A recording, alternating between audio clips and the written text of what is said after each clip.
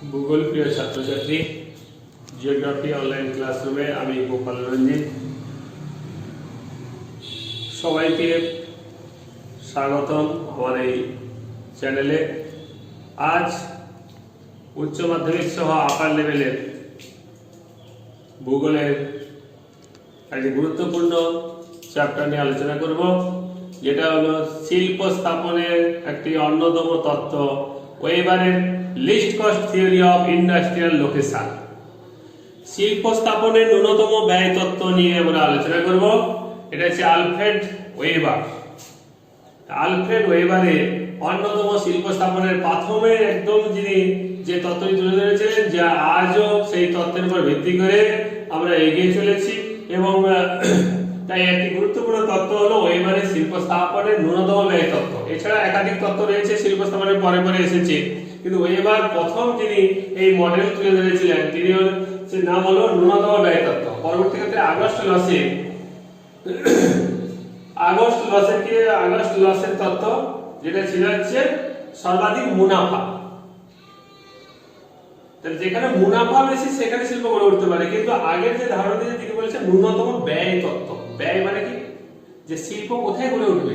তার আগে আমার ধারণা রাখা চাই শিল্প গড়ে তুলতে গেলে আমার দরকার কি, কাঁচা মাল। আমি আগে একটু জেনে নেই যে শিল্প স্থাপনা করতে গেলে সেখানে দরকার পরিবহন ব্যবস্থা ভালো দরকার, সেখানে মূলত আগে কাঁচা মাল দরকার। চাহিদা, বাজার, মূলধন, বিদ্যুৎ, সব একাধিক উপাদান। তাহলে এক নম্বর কি হচ্ছে কাঁচা মাল। সেই কাঁচা মালটা কত রকম হতে পারে, কি এইগুলো শিল্প স্থাপনা, এগুলো হচ্ছে প্রাথমিক ধারণা। সেটাকে ধরে নেই, আমি আগে জেনে নেই। এই ধরনের কাঁচা মাল আমি লিখেছি, কাঁচা মাল। এটা কি বিশুদ্ধ কাঁচা মাল। তাহলে শিল্প স্থাপনের জন্য কাঁচা মালের দরকার, পরিবহন, শিল্প সমাবেশ একাধিক। তাহলে আমি জেনে একটু আইডিয়া করি, তারপরে শিল্প স্থাপনের ন্যূনতম ব্যয় তত্ত্বে আমি যাবো। তাই এখন ধরে মধ্যে বিশুদ্ধ কাঁচা মাল কি না, যেটা 1 টন কাঁচা মাল থেকে 1 টন শিল্পজাত দ্রব্য পাওয়া যায়, সেটাই হলো বিশুদ্ধ কাঁচা মাল।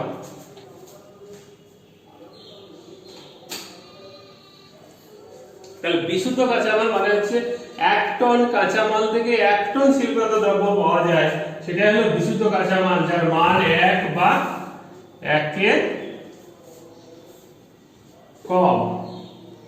তাহলে যেমন উদাহরণ কি, তুলা। তাহলে 1 টন তুলা থেকে 1 টন শিল্পজাত দ্রব্য পেতে পারি, সেটাই হচ্ছে আমাদের কাছে বিশুদ্ধ শ্রেণীর কাঁচা মাল। অবিশুদ্ধ কোনটা হয় না, 5 টন কাঁচা মাল থেকে 1 টন শিল্পজাত দ্রব্য পাই। যেমন মান কত হবে, এর মান হলো 1 এর বেশি। 1 এর বেশি যে উদাহরণ কি, লৌহ ইস্পাত শিল্প। তাহলে অবিশুদ্ধ কাঁচা মাল লৌহ আকরিক।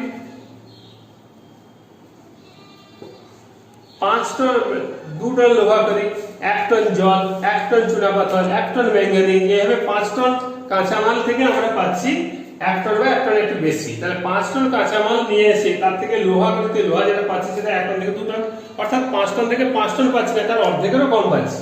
তাহলে এটাই হলো আমাদের কাছে অবিশুদ্ধ শ্রেণীর কাঁচামাল, যেমন লোহা করি। কেন্দ্রীয় কাঁচামাল কোনটা, লোহা করি হতে পারে,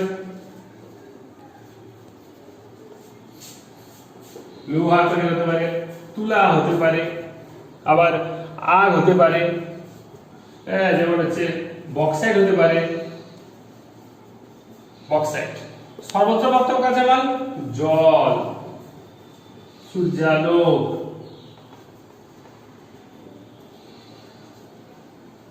বাতাস। তাহলে জল, আলো, বাতাস, সূর্যালোক এগুলো সর্বত্র প্রাপ্ত কাঁচামাল। কেন্দ্রীভূত কাঁচামাল কোন একটা বিশেষ কেন্দ্রে পাওয়া যায়, লোহা করি, বক্সাইট, তামা, কয়লা, তুলা, আখ ইত্যাদি। অবিশুদ্ধ শ্রেণীর কাঁচামাল মানে 5 টন কাঁচামাল থেকে 2 টন শিল্পজাত দ্রব্য পাচ্ছি। তাহলে ওয়েস্টেজ হচ্ছে, সেটা হলো অবিশুদ্ধ শ্রেণীর কাঁচামাল। বিশুদ্ধ কাঁচামাল কোনটা না, 1 টন কাঁচামাল থেকে 1 টন শিল্পজাত দ্রব্য পাচ্ছি, যেমন হচ্ছে তুলা, পাট।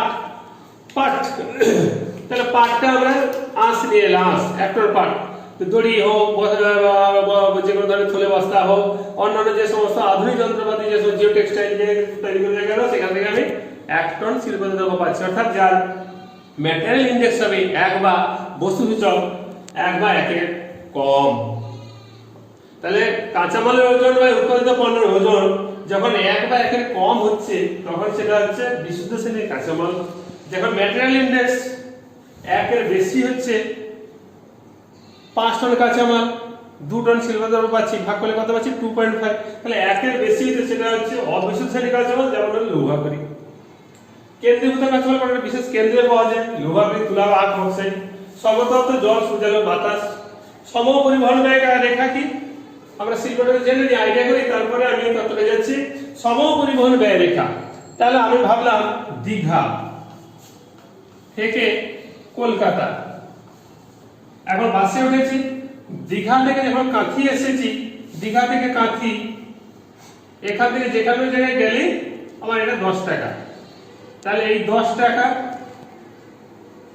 তাহলে এই কেন্দ্র, এখান থেকে যখন আমি দীঘা থেকে কাঁথি যাচ্ছি, তাহলে এইটা হচ্ছে কি ক, এটা হচ্ছে দীঘা,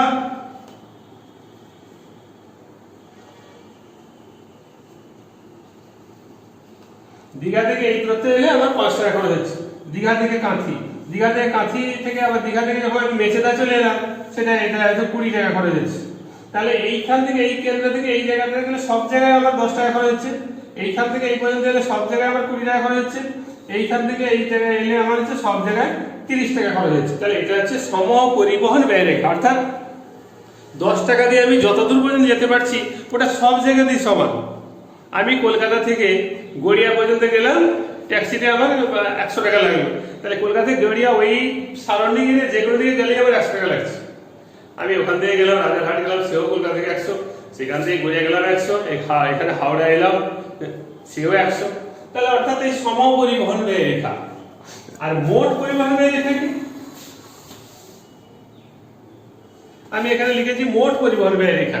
তাহলে মোট পরিবহন মানে আমি এখানে হচ্ছে কাঁচামাল,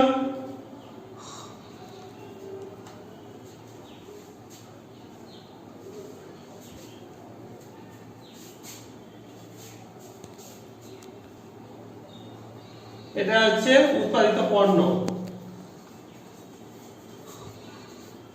উৎপাদিত কাঁচামালের ওজন এইখান থেকে এটা গেলে 10 টাকা, এইখান থেকে এটা হচ্ছে 20 টাকা, এই রাউন্ডে গেলে 30 টাকা, এইভাবে এটা গেলে 40 টাকা। তাই আমি উৎপাদিত পণ্য এটাও 10 টাকা, এই দূরত্বে গেলে এটা 20 টাকা, উৎপাদিত এইটা হচ্ছে 20 টাকা। তাহলে এই দুটো যে ওজন, তাহলে এইভাবে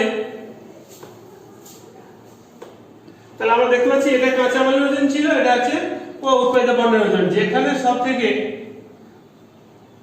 পরিবহন ব্যয়টা সবথেকে কম হবে সেখানে শিল্পটা গড়ে উঠবে। তাহলে এটা হচ্ছে মোট পরিবহন ব্যয় রেখা। তাহলে এটা হচ্ছে মোট পরিবহন, এটা আমি F1 দিলাম, এটা F2 দিলাম। তাহলে এইভাবে এই যে ছেদকারীগুলো, কাঁচামালের ওজন, উৎপাদিত পণ্যের ওজন, তাহলে কসিং করেছে কাঁচামালের ওজন, এটা সমপরিবহন, এটা সমপরিবহন, দুটোকে মোট পরিবহন। এর মধ্যে যেখানে পরিবহন খরচটা কম হলো সেখানে শিল্পটা গড়ে উঠবে। তাহলে আমি জানলাম কি যে শিল্প গড়ে তোলার আগে, তত্ত্বের আগে কয়েকটা জিনিস আমাদের একটা ক্লিয়ারেন্স থাকা দরকার, যে বিশুদ্ধ কাঁচামাল, অবিশুদ্ধ, কেন্দ্রীভূত কাঁচামাল, সর্বত্র প্রাপ্ত কাঁচামালটা জানা দরকার, সম পরিবহন ব্যয় রেখা জানা দরকার, মোট পরিবহন ব্যয় জানা দরকার। এছাড়াও কি আসছে, এবারে আমরা জানবো হচ্ছে শিল্প সমাবেশ।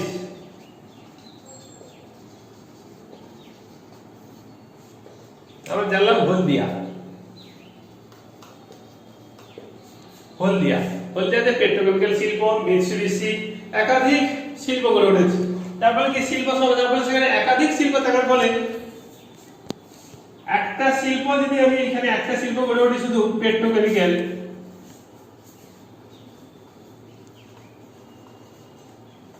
তাহলে কলকাতা থেকে হলদিয়া পর্যন্ত রাস্তাঘাট গড়ে তোলার জন্য এমনিতেই খরচ হচ্ছে। আবার আমি অন্য এখানে একটা পেন কারখানা করলাম, ব্যাটারি কারখানা করলাম, তাহলে সব জায়গায় গড়ে তুললে কি হবে, লাভজনক হবে না। তাহলে একটা কেন্দ্রে এখানে একটা পেট্রোকেমিক্যাল গড়ে উঠলো, এটা হচ্ছে মিৎসুবিশি গড়ে উঠলো, A B C D E F, অর্থাৎ এই কেন্দ্রে আমি একাধিক শিল্প, হলদিয়াতে কি হচ্ছে পেট্রোকেমিক্যাল শিল্প, সেখানে মিৎসুবিশি, সেখানে ব্যাটারি নির্মাণ কারখানা থেকে শুরু করে একাধিক তেল শোধনাগার থেকে শুরু করে তেল শোধনাগারও রয়েছে। ফলে একাধিক শিল্প গড়ে ওঠার ফলে সেখানে শিল্পটা গড়ে তোলা লাভজনক হচ্ছে। এটা হচ্ছে শিল্প সমাবেশ। এরপর কি মজুরি, শ্রমিক একটা বড় ফ্যাক্টর। সুলভ শ্রমিক, দক্ষ শ্রমিক, যে সুলভ এবং দক্ষ শ্রমিক যদি পাওয়া যায় তাহলে শিল্পটা কিন্তু আমার সেদিকে টান ধরে যাবে। তাহলে এগুলো যে শিল্প স্থাপনের কতগুলো তত্ত্ব জানলাম, এবারে আমরা মূল তত্ত্বে ফিরে আসবো, যেটা হলো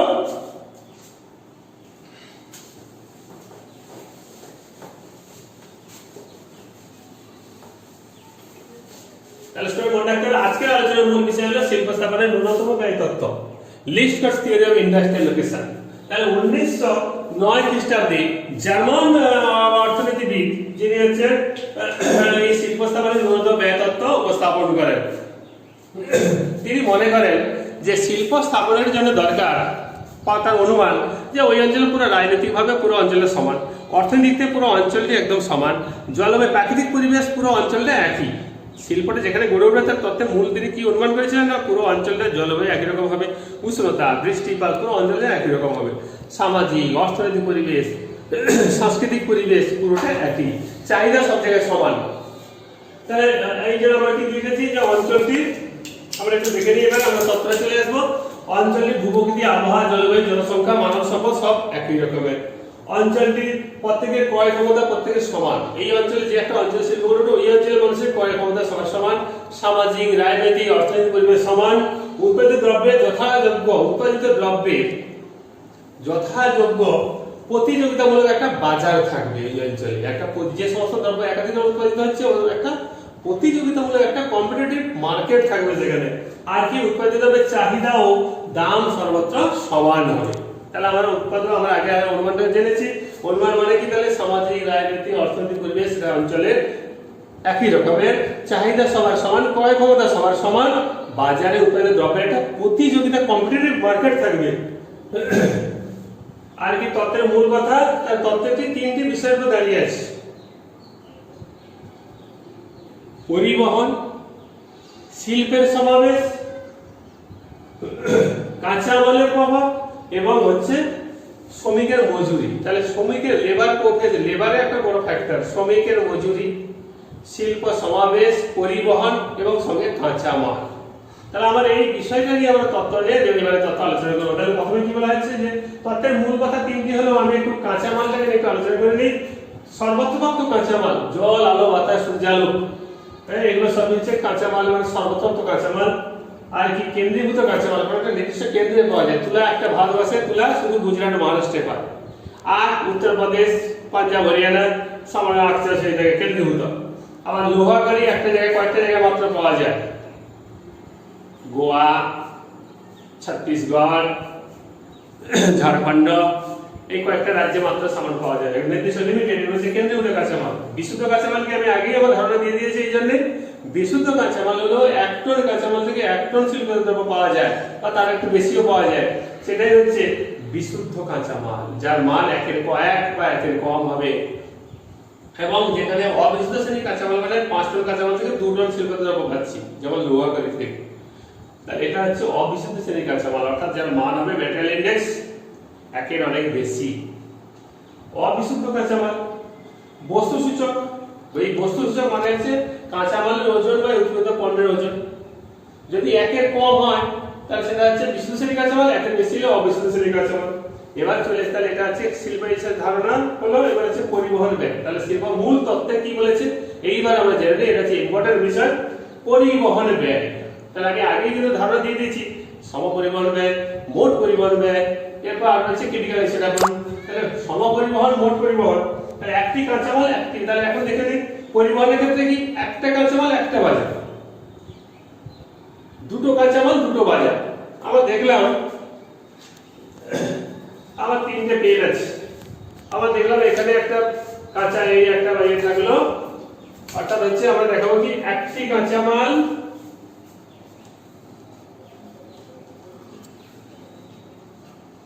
একটি বাজার।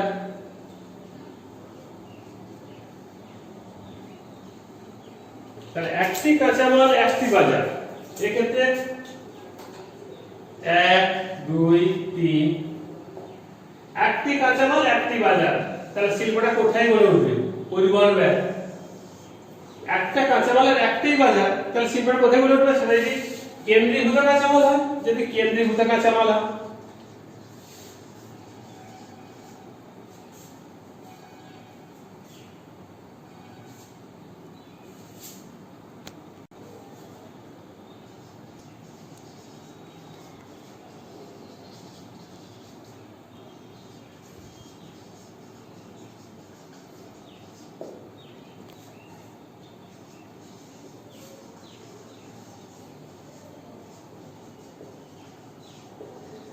তাহলে আমি লিখেছি একটি কাঁচামাল একটি বাজারের ক্ষেত্রে সীমাবদ্ধ বিশুদ্ধ।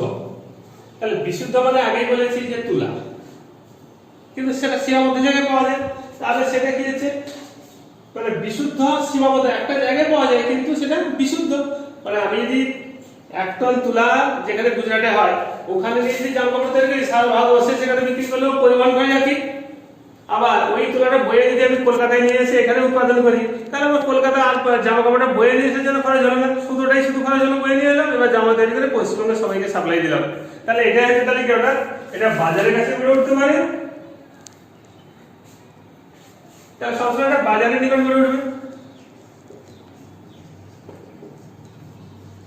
তাহলে এটা কি হবে, বাজারের নিকট গড়ে উঠবে। সর্বত্র প্রাপ্ত কাঁচামাল,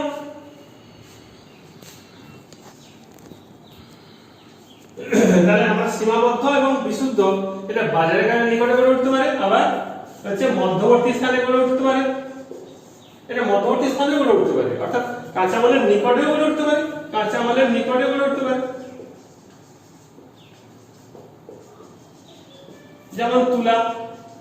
আর সর্বত্র কাঁচামাল সব জায়গায় পাওয়া যায়, তাহলে সেটা বাজারে গড়ে উঠতে পারে, সব জায়গায় গড়ে উঠবে। বাজারে নিকট গড়ে উঠলে সুবিধা হবে, এটা হচ্ছে বাজারের নিকট গড়ে উঠবে।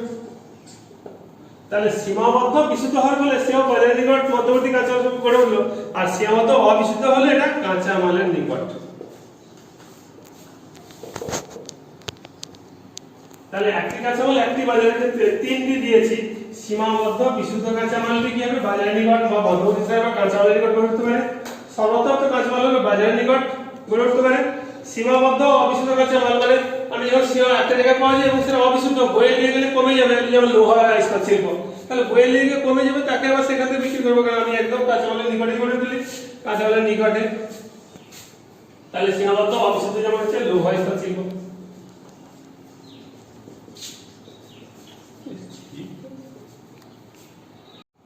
এবারে শিল্প স্থাপত্য তত্ত্বে আমরা যে আলোচনা করছি, একটি কাঁচামাল একটি বাজার, পরিবহন ব্যয়ের ক্ষেত্রে একটি কাঁচামাল একটি বাজারে সর্বত্র প্রাপ্ত, এক্ষেত্রে পরিবহন ব্যয় সমান হয়, সেগুলি বাজার নিকট গড়ে উঠবে।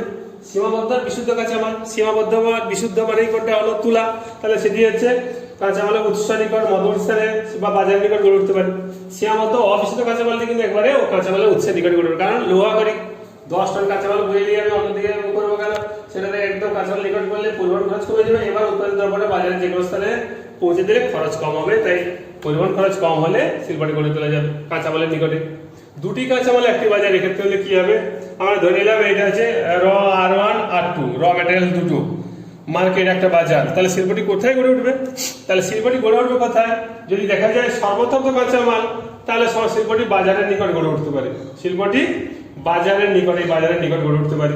বিশুদ্ধ হয় একটি সীমাবদ্ধ, অন্যটি সর্বত্র। বিশুদ্ধ কিন্তু সীমাবদ্ধ একটা সব জায়গায় পাওয়া যায়, তাহলে এই দুটো কাঁচামালের মধ্যে একটা বিশুদ্ধ, মানে দুটোই বিশুদ্ধ কিন্তু একটা সীমাবদ্ধ একটা সব জায়গায় পাই, তাহলে শিল্পটা কোথায় গড়ে উঠবে, বাজারের নিকট গড়ে উঠবে। তাহলে আমরা দেখলাম দুটো কাঁচামালের মধ্যে দুটোই বিশুদ্ধ কিন্তু একটা কেন্দ্রীভূত, একটা হচ্ছে সর্বত্র প্রাপ্ত, তাহলে সেটা বাজারের নিকট গড়ে উঠবে।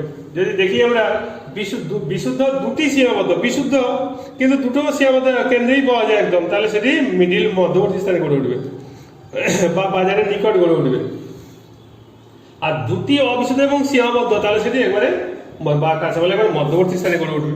তাহলে আমরা জানলাম দুটো বাজারের ক্ষেত্রে একটি বাজার, দুটো কাঁচামালের একটা বাজার, দুটো কাঁচামাল একটি বাজারের ক্ষেত্রে যদি দেখা যায় সব জায়গায় পাওয়া যায়, তাহলে সেটি বাজারের নিকট গড়ে উঠবে। দুটোই বিশুদ্ধ কিন্তু একটি কেন্দ্রীভূত একটা সর্বত্র, তাহলে সেটা বাজারের কাছে গড়ে উঠবে।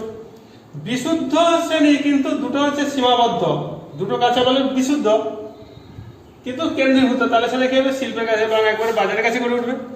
দুটি অবিশুদ্ধ মানে লোহা টোহাগুলো তামা হতে পারে, তাহলে এবং সেটা সীমাবদ্ধ, তাহলে সেটা হচ্ছে মধ্যবর্তী স্থানে গড়ে উঠবে। তাহলে দুটি কাঁচামাল ভিন্ন উৎস এবং বাজার এই তিনটি স্থানে সংযোগ যোগ করে দেওয়ার ফলে যে ত্রিভুজবাদী হয়েছে একে বলা হয় লোকেশনাল ট্রাইঅ্যাঙ্গেল। লোকেশনাল, তাহলে আমি এখানে একটা ত্রিভুজ পেয়েছি, একে বলা হয় লোকেশনাল ট্রাইঅ্যাঙ্গেল। তাহলে মনে রাখতে হবে দুটো কাঁচামাল দুটো ভিন্ন স্থলে পাওয়া গেছে এবং এইটি এবং বাজার এবং একটি বাজার তাকে সংযোগ করে দিলে যে ত্রিভুজ উৎপাদিত হয়েছে তাকে এবার বলেছে লোকেশনাল ট্রাইঅ্যাঙ্গেল, অবস্থানগত ত্রিভুজ এর অভিহিত করেছেন। তাহলে দুটো কাঁচামাল কেন্দ্রীভূত অবিশুদ্ধ হয়, দুটো কাঁচামাল কেন্দ্রীভূত অবিশুদ্ধ হওয়ার ফলে দুটো কাঁচামালের মধ্যবর্তী স্থানে শিল্পটি গড়ে উঠেছে। এবার আমরা চলে আসি, ইনি বলেছিলেন যে সমপরিবহন ব্যয়, আমি আগেই বলে দিয়েছিলাম সমপরিবহন ব্যয়। এই যে কাঁচামাল, এইটা হচ্ছে এইখান থেকে এটা গেলে 5 টাকা খরচ, এই দূরত্বে গেলে এটা 10 টাকা, মানে এইখান থেকে এই দূরত্বে এই পর্যন্ত পুরোটা এলেই 10 টাকা খরচ, এইখান থেকে এই পর্যন্ত। তাহলে এই যে এই দূরত্ব, এই যে একটা বৃত্ত উৎপাদন হয়েছে, এর এখানে যা খরচ এই খরচ, তাহলে এই যে বৃত্ত একটা বৃত্ত একটা বাউন্ডারি, 10 টাকার বাউন্ডারি, 20 টাকা খরচ, 30 টাকা খরচ, 40 টাকা খরচ, 50 টাকা খরচ, এটা কাঁচামাল, এটা সমপরিবহন ব্যয় রেখা। তেমনিভাবে আবার এই যে শিল্পজাত দ্রব্য যদি দেখি, এই দূরত্বে এইটা নিয়ে গেলে এটা হচ্ছে এই দূরত্বে 10 টাকা খরচ, 20 টাকা খরচ, 30-40 টাকা খরচ, এটাও সমপরিবহন ব্যয় রেখা। আবার এই দুটোকে মোট যোগ করে দিলে যদি দেখা যায় কাঁচামাল আর উৎপাদিত দ্রব্য, কাঁচামালের এই যে একটা বৃত্ত মানে সমপরিবহন, এরও সমপরিবহন, মোট সমপরিবহন, মানে এই সমপরিবহন রেখাগুলো যেখানে ছেদ করেছে এই ছেদবিন্দুগুলোতে পরিবহন খরচ সবথেকে কম, এটা বলা হয় মোট পরিবহন ব্যয়। এই মোট পরিবহন ব্যয়গুলোকে একটা বৃত্ত দিয়ে যোগ করে দিলে তাকে বলা হয় আইসোডাপেন। তাহলে কাঁচামালের যে বৃত্ত আর উৎপাদিত দ্রব্যের বৃত্তগুলো, প্রতিটা বৃত্ত পথ থেকে ছেদ করেছে, এই যে ছেদকারী বিন্দুগুলোকে ডট ডট দিয়ে আমি একটা বৃত্ত পেয়েছি, এই বৃত্তটা হলো মোট পরিবহন ব্যয়। আর এই মোট পরিবহন ব্যয়তে এবার আমরা চলে আসি যে মোট আইসোডাপেন, তাহলে কাঁচামাল আইসোটিম ও উৎপাদিত আইসোটিম যেখানে প্রস্থ ছেদ করে সেই ছেদবিন্দুকে যোগ করে যে বৃত্তটা পাচ্ছি তাকে বলা হচ্ছে আমাদের আইসোডাপন। তাহলে এবার হচ্ছে আমরা চলে আসি যে ওইবারে তাহলে পরিবহন ব্যয়ের ভূমিকাটা আমরা জানলাম, কাঁচামালের ভূমিকা জানলাম, এবার জানি শিল্প সমাবেশ। শ্রমের মূল্য, শ্রমিকের মজুরি, শ্রমিক যেখানে সস্তা হবে সেখানে শিল্প গড়ে তোলা বেশি লাভজনক। তাহলে শুধু পরিবহনে দেখলাম পরিবহনের সঙ্গে সঙ্গে শ্রমিকের মজুরিকেও আমরা বাদ দিতে পারি না, যেখানে শিক্ষিত শ্রমিক, প্রশিক্ষণপ্রাপ্ত শ্রমিক, যেখানে সুলভ শ্রমিক, সেখানেও শিল্পটা গড়ে তোলা বেশি লাভজনক, ফলে সেদিকে ঝুঁকে পড়বে শিল্প। তাই মজুরি সূচকের কথা বলা হয়েছে। মজুরি সূচক কি? প্রতি একক উৎপাদনের জন্য যে গড় মজুরি প্রয়োজন, আমরা এইটুকু উৎপাদন করবো, তার জন্য যে মজুরি প্রয়োজন তাকে বলে মজুরি সূচক। এই মজুরি সূচক, শিল্পের মজুরি সূচক যত বাড়বে শ্রমিক কেন্দ্রিক ঝোঁক, শ্রমিকের দিকে শিল্প গড়ে ওঠা ঝোঁক তত বাড়বে। সমগুণক লেবার কোএফিসিয়েন্ট, কোনো উৎপাদন সামগ্রী একক ওজন প্রতি মজুরি এবং যে পরিমাণ কাঁচামাল ও উৎপাদিত পণ্য কোনো শিল্পে পরিবহন করার জন্য প্রয়োজন হয় তার সম্মিলিত ওজনের অনুপাতকে বলা হয় লেবার কোএফিসিয়েন্ট বা সমগুণক। তাহলে প্রতি একক উৎপাদনের জন্য যে গড় মজুরি দরকার তাকে বলা হচ্ছে মজুরির সূচক। আর শ্রমিকের গুণকটা কি না, কোনো উৎপাদন সামগ্রীর একক ওজন প্রতি মজুরি, কোনো উৎপাদন করার জন্য যে একক প্রতি মজুরি এবং কাঁচামাল উৎপাদিত পণ্যের মজুরি যে শিল্পে পরিবহন করার জন্য প্রয়োজন হয় তার সম্মিলিত ওজনের অনুপাত। তাহলে একটা উৎপাদন করার জন্য এটা হচ্ছে মোট মজুরি আর মোট কাঁচামাল পরিবহন করার যে দুটো অনুপাত, তাকে আমরা বলছি লেবার কোএফিসিয়েন্ট বা সমগুণক। বোঝা গেছে যে কোনো উৎপাদন সামগ্রী করতে গেলে একক ওজন প্রতি মজুরি এবং যে পরিমাণ কাঁচামাল ও উৎপাদিত পণ্য কোনো শিল্পে পরিবহন করা হয় তার যে অনুপাত। তাহলে একটা কি হলো, মজুরি উৎপাদন করতে গেলে একটা মজুরি আর একটা কাঁচামাল উৎপাদিত পরিবহন খরচের যে দুটো অনুপাত করব তার অনুপাতকে বলা হচ্ছে সমগুণক। এবার এখানে ক্রিটিক্যাল এক্সপেরিমেন্টে এসে আমরা আইসোটোপন জেনেছিলাম মোট পরিবহন ব্যয়। এই মোট পরিবহন ব্যয়গুলোর মধ্যে এই যে আমরা একটা মোট পরিবহন ব্যয় দিয়েছি। এবারে এই যে একটা বৃত্ত, এটা এই যে কেন্দ্র, এই যে র মেটেরিয়ালস, এখানে বাজার, এখানে শিল্প স্থাপন একটা হয়েছে ত্রিভুজ, কিন্তু দেখা গেল শ্রমিকটা আরো এইদিকে বেশি সুবিধাজনক হচ্ছে, তাহলে শিল্পটা এদিকে ঝুঁকে পড়েছে এবং এই সুবিধাযুক্ত স্থানটা হচ্ছে ক্রিটিক্যাল আইসোডাপন। অর্থাৎ এই যে আমি এখানে যদি দেখি এই র মেটেরিয়ালস আর এটা হচ্ছে মার্কেট, উৎপাদিত দ্রব্য, এই যে ছেদ করেছে F1 F2 F3, এই F3 জায়গাটাতে পরিবহন করা সব থেকে কম মজুরি সুযোগ সুবিধার জন্য। তাই এই জায়গায় যে শিল্প গড়ে তোলা লাভজনক তাকে আমরা বলছি ক্রিটিক্যাল আইসোডাপন। বা এই যে এটা হচ্ছে ক্রিটিক্যাল আইসোডাপন, যেখানে শিল্প গড়ে তোলা হচ্ছে L1 L2 স্থানে এই সবচেয়ে বেশি সুবিধা। L1 L2 স্থানে, এই L2 স্থানে এখানে যে শিল্পটা গড়ে তোলা হয়েছে শ্রমিকের সুবিধার জন্য, তাই সেটা হচ্ছে আমাদের কাছে ক্রিটিক্যাল আইসোডাপন। আর শিল্প সমাবেশের ভূমিকা কি? ইন্ডাস্ট্রিয়াল অ্যাগ্লোমারেশন, একাধিক শিল্প গড়ে ওঠার ফলে এই যে এই একটা শিল্প একটা শিল্প যখন একই কাছাকাছি এসে গেছে, এই যে বৃত্ত পরকে পরস্পর ছেদ করেছে, তাহলে এই স্থানে শিল্পটা সমাবেশ, এইখানে শিল্প সমাবেশ, এইখানে একাধিক শিল্প গড়ে উঠতে লাভজনক হয়, তাই একে বলা হয় শিল্প সমাবেশ। অর্থাৎ পরিবহন এবং মজুরি ছাড়াও একসঙ্গে অনেকগুলো শিল্পের সমাবেশ হলে উৎপাদন খরচ অনেক কম হয়, নতুন শিল্পটি ওই ক্ষেত্রে গড়ে ওঠে, একে বলা হয় ইন্ডাস্ট্রিয়াল অ্যাগ্লোমারেশন।